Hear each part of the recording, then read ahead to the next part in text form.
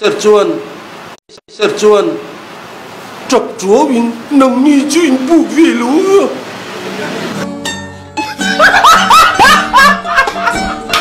ti khan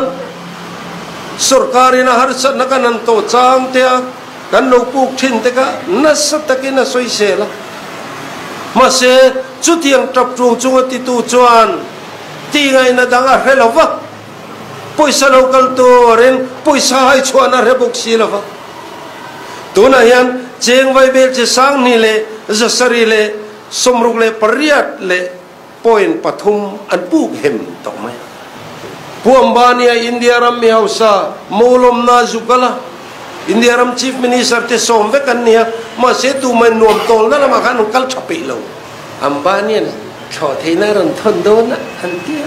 i kan tia kan phur khop mai moni na chona ju telvia ambania te cho amu po ju mu phalo ring lim chang thiam amit ta bachan nen than ju la du na min tu hi lim chang thiam ju kang li ten ti mai mai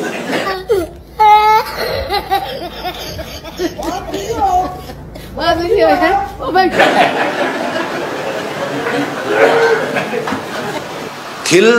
an soi thin reng te social media lo dara ka soi ni lo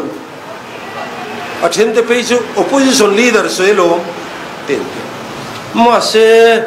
a soi lai video kha kan lo nei zel buksia an chief minister tong du lutuk le soi lo tur a soi tam le thudik tok lo a soi na sa hi an sarkar le an party boy na bul ber ania zpm worker eng vak mar hello ten an pu te tu soi ka soi mam tumin whatsapp group anan be ve thina an khongai thak e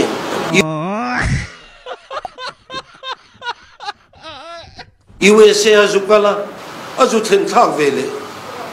ama in USA president lifetime achievement award kha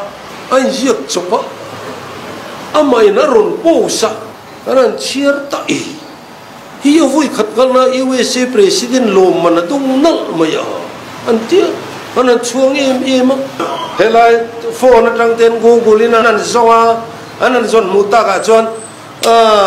alo dong to te chon thalak tenen fel thak tak eng kim mai kha lo chuang vek mai ani chuan na lum vi tamia chu chon ria ama bogen athoron post kha aron delete le